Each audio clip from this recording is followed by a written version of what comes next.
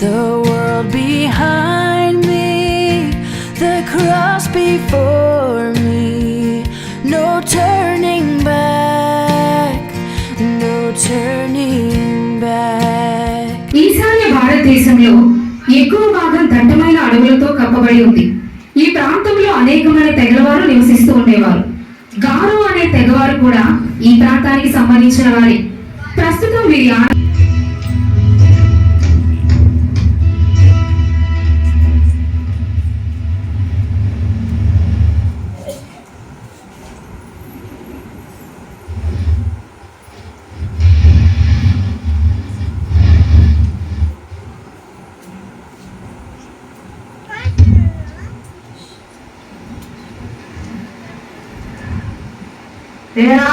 ఏంటి కూడంలో సంగతులు?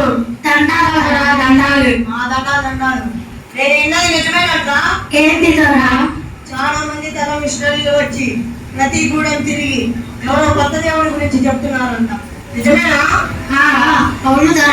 మన రండిలో కాదంటే ఎవరో తెలంగాణ దీన్ని ఇచ్చారు. దీన్ని బైబిల్ అంటారంట. ఎంత ధైర్యం దాన్ని నా చేతులు క్షమించండి ధర, క్షమించండి.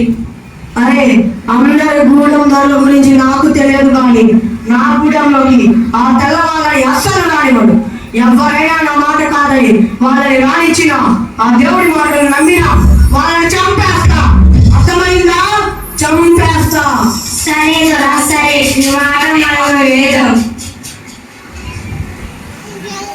ఈ విషయాన్ని గూడెంలో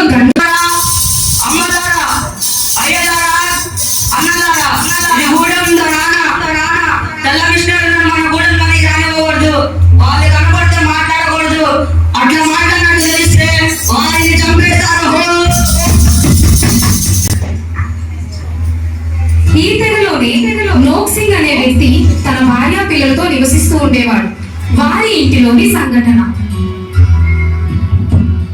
అయ్యో అయ్యా, వస్తున్నాను.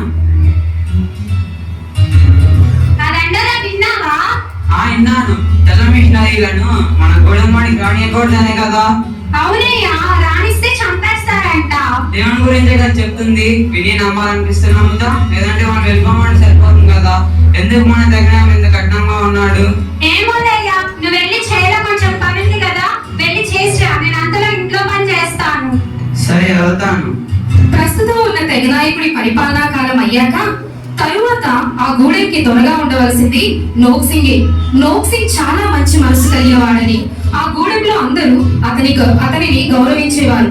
తన పొలంలో పని చేసుకున్న నోక్ సింగ్ దగ్గరికి వేల్స్ దేశం నుండి ఒక మిషనరీ వస్తుంది. ఆ కాలంలో మిషనరీలు వారు వెళ్ళాలి అనుకుంటున్న ప్రాంతానికి సంబంధించిన భాష, కట్టుబాట్లు అన్ని ముందే తెలుసుకొని వెళ్ళేవారు. అయ్యా, మీకు నా వందనాలు. మీరు మిషనరీనా? అవును, నేను వేల్స్ దేశం నుండి వచ్చాను. మీరు తొందరగా ఇక్కడి నుంచి వెళ్ళిపోండి. మిమ్మల్ని మా గుణం వాళ్ళని చూస్తే చంపేస్తారు. వెళ్ళండి. చూడు, నాకు చావు అంటే భయం లేదు. నేను ఇప్పుడు చనిపోయిన మరుక్షణం నా దేవుని వద్ద కళ్ళు తెరుస్తాను. కానీ ఒక్క క్షణం ఈ భూమి మీద బ్రతికే అవకాశం ఉందా? ఆ దేవుడి గురించి, ఆ సత్య దేవుడి గురించి, మనల్ని నరకం నుండి తప్పించిన ఆ దేవుడి గురించి మీకు చెప్పకుండా ఉండలేను. చావు అంటే భయం లేదా? దేవుని దగ్గర మళ్ళీ పెరుగుతారా? ఏంటి మీరు చెప్తుంది? అసలు నరకం అంటే ఏంటి? మీ పేరు? నా పేరు నోక్ సింగ్. నోక్ సింగ్, నీవు నాకు కొంత సమయం ఇస్తే మీ ప్రశ్నలన్నిటికీ నేను సమాధానం చెప్తాను. సరే, అయితే ఇక్కడ వద్దు. ఎవరైనా చూస్తే మళ్ళీ ప్రమాదం. ప్రక్కన మా ఇల్లు, రండి వెళ్దాం. ఇదిగో పిల్లలు, అమ్మ చేసుకోవడానికి రండి. అక్క, అమ్మ నాన్న పిలు. అమ్మ నాన్న పిలుసు. పద వెళ్దాం.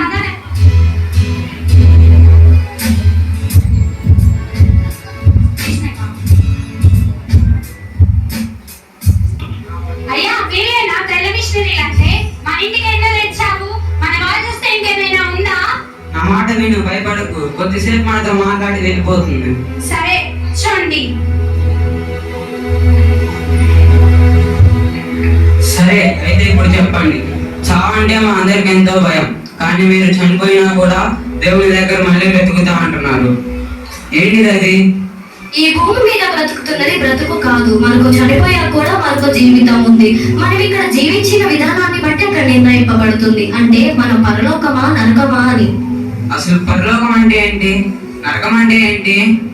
నోక్సింగ్ పరలోకం అంటే చాలా సుందరమైన ప్రదేశం. అక్కడ ఎటువంటి బాధలు ఉండవు, చాలా ఆనందంగా ఉండొచ్చు. అదే నరకం అనుకో, అమ్మో చాలా భయంకరంగా ఉంటుంది, ఎప్పుడు ఏడుపులు వినిపిస్తూనే ఉంటాయి. ఆ నరకం నుండి మనం తప్పించుకోవాలంటే ఆ యేసును ఆశ్రయించాలి.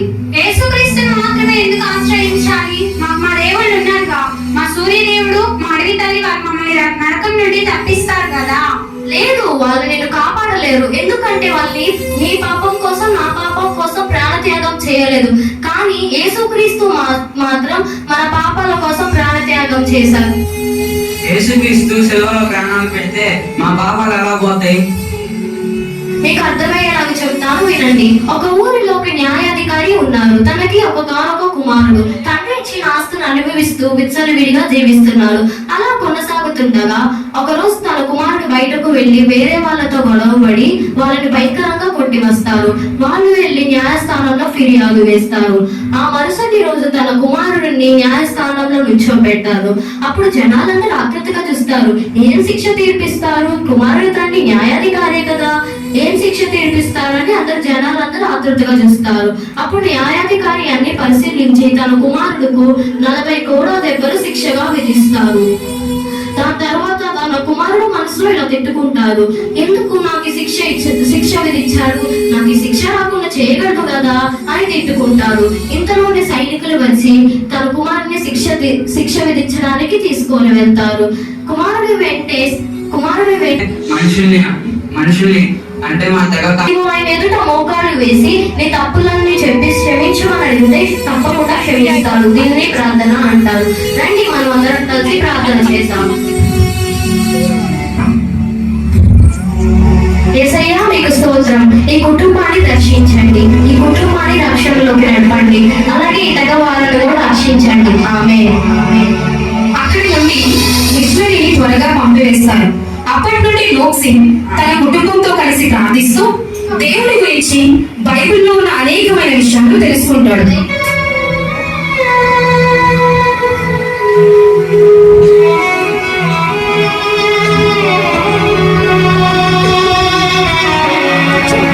తెచ్చిన చిన్నవాడు యేసయ్య ఆశీర్వదించి దీవించి 5,000 మందికి పంచిపెట్టాడు. వాళ్ళు చెప్పారే.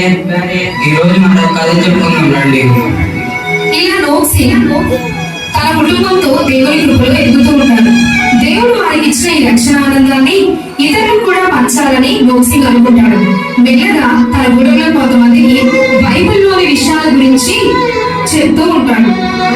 ఈ సంగతిని ఆ గూడెం ద్వారా పనివాడు చూస్తాడు. అవును నోక్సింగ్, ఎంత పిచ్చి పని చేసావు, మా దొరకి చెప్తాను ఉండు. అయ్యా దొర, ఆ నోక్సింగ్ గారు మీరు ఇచ్చిన ఆనందం మీరేనయ్యా. ఆ దేవుడి గురించి చదివి మన గూడెం వాళ్ళందరూ చెప్తున్నానయ్యా. ఏమన్నా నోక్సింగ్ ఎంత పని చేశాడు వాడు? వాడి నా తర్వాత ఈ గూడెంకి ధనం చేద్దామంటున్నా, కానీ వాడు ఈ పని చేశాడు. వెంటనే రేపు అందరినీ పంచాయతీ రామని చెప్పు.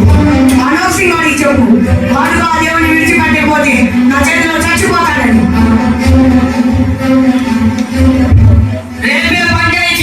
అందరూ రావాల్సిందిగా కోరుతున్నాం. ముఖ్యంగా నోక్సింగ్ కుటుంబం తప్పకుండా రావాల్సిందిగా కోరుతున్నాం. ఆ గంటోనే విన్నారు కదా, రేపు మనం అందరం వాళ్ళందరి ముందు నిలవబడాలి. వాళ్ళు మనల్ని ఏదైనా చేయవచ్చు. బైబిల్లో స్టెఫెన్ గురించి, శిష్యుల గురించి చదివాము కదా. వాళ్ళ ప్రాణాలు తీస్తామని బెదిరించిన క్రీస్తును వారు విడిచిపెట్టలేదు. అలాగే మన ప్రాణాలు తీస్తామని బెదిరించిన మనం క్రీస్తుని విడవమని చెప్పాలి. గుర్తు పెట్టుకోండి, వాళ్ళు మనల్ని ఏది చేసినా మనం వారిని క్షమించాలి. ఎందుకంటే మనం పరలోకానికి వెళ్ళడానికి సిద్ధంగా ఉన్నాం, కానీ వారికి ఇంకా దేవుని గురించి తెలియదు. వారి రక్షణ కొరకు మనం ప్రభువును వేడుకోవాలి. పిల్లలు, మీకు యేసుని చూడటం ఇష్టమే కదా? చాలా ఇష్టం. అయితే మీకు రేపు భయం వేసినా ఒకటి గుర్తు పెట్టుకోండి, మనం యేసే దగ్గరికి వెళ్తున్నాము. ఇక్కడ కన్ను మూసిన వెంటనే మనం యేసే ముందు ఉంటాము. రండి ప్రార్థన చేసుకుందాం. ప్రభువా, నీ కొరకు సాక్షిగా నిలబడటకు మా కుటుంబానికి నీ కృపను, శక్తిని ఇవ్వండి. మా కుటుంబ ప్రేమను దర్శించండి, వారిని రక్షణలోనికి నడిపించండి. ఆమేన్. మరుసటి రోజు పంచాయతీకి ఆ గూడెం వారు వస్తారు. నోక్సింగ్ కుటుంబాన్ని బంధించి వారందరి మధ్యలోకి తీసుకొస్తూ ఉంటారు.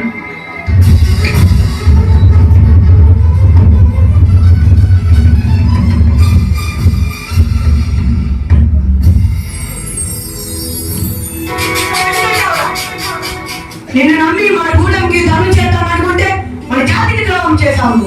ఆ సూర్యదేవుడికి ఈ అల్లుడికి ద్రోహం చేశారు మీరు. కాదు, వాళ్ళు నిజమైన దేవుడు కాదు. యేసే నిజమైన దేవుడు.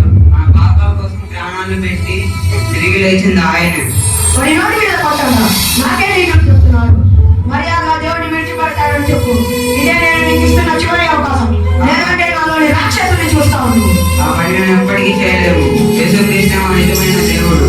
ద్రోహి, నమ్మక ద్రోహి, పిచ్చి పట్టింది నీకు. మర్యాద దేవుడిని విడిచిపెట్టు. లేదు, నేను అలా చెప్పను. పట్ట కావాలి. మా వస్తువు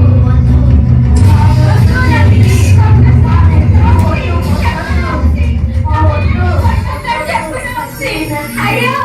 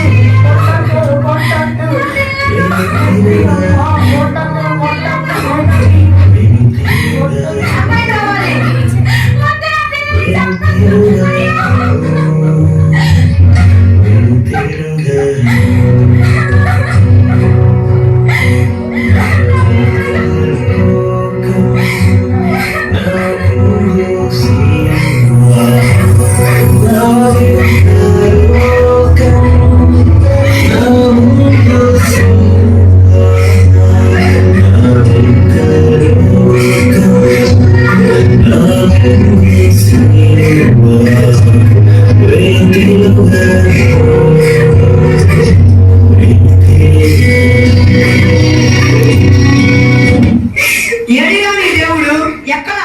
ఇప్పుడైనా దేవుడిని వదే, లేదంటే నీ భార్యను కూడా చంపేస్తా. లేదు, నేను అలా ఎప్పటికీ చెప్పను. చంపేట వాడి భార్యను కూడా.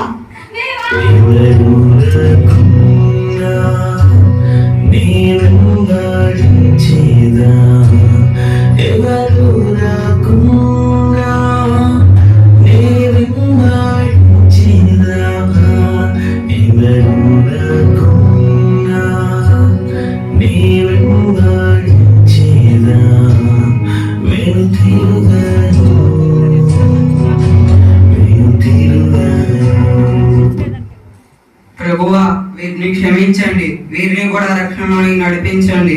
క్షమాపణ అది నాక రేనొక్సే, నేను ఈ గూడెం దాని అందరికి క్షమాభిక్ష పెడతాను. అలాంటిది నన్ను క్షమించమని నీ దేవుడిని అడుగుతున్నావా? నా చేతిలో నుండి నీ ప్రాణాన్ని కాపాడమని అడుగురా. ఏముందిరా దేవుడిలో? నీ భార్య పిల్లల ప్రాణాలు తీసిన నీ పిచ్చి విశ్వాసాన్ని వదలవా? దేవుడు మిమ్మల్ని కూడా క్షమిస్తాడు. యేసుక్రీస్తును మీ దేవునిగా స్వీకరించండి.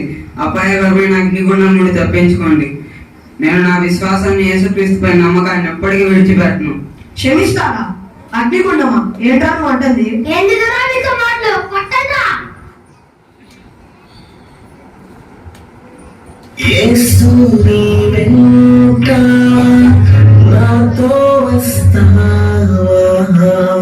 యేసు నీ వెంట నాతో వస్తావా?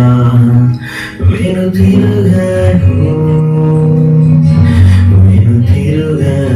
ఎందుకురా మీతో మాటలు చంపేందా? అరే ఆగండ్రా, ఎంత పని చేశారా? గూడెందరికి జై, గూడెందరికి జై. అనవసరం కుటుంబాన్ని నాశనం చేశారు కదా. గూడెందరికి జై, గూడెందరికి జై, జై. లేదురా, ప్రాణాలు పోతున్నా ఎందుకురా? వాళ్ళు ఆ దేవుడిని విడిచిపెట్టలేదు. ఏదో ఉందిరా ఆ దేవుడిలో. మనం వాళ్ళని చంపగలిగాం, కానీ వాళ్ళలోని విశ్వాసాన్ని చంపలేకపోయాం. ఏదో ఉందిరా ఆ దేవుడిలో. ఆ బైబిల్ ఇవ్వు. గోధుమ గింజ భూమిలో పడి చావకుండా ఎడల అది ఒంటిగానే ఉండును, అది చచ్చిన ఎడల విస్తారముగా ఫలించును. ఈ వాక్యం నెరవేర్పును మనం వీరి నలుగురి మరణం ద్వారా చూడగలిగాం.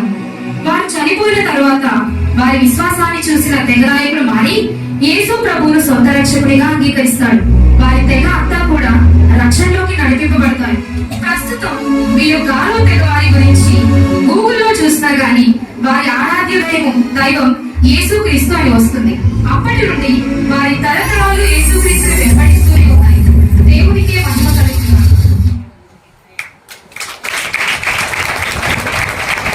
I have decided to follow Jesus.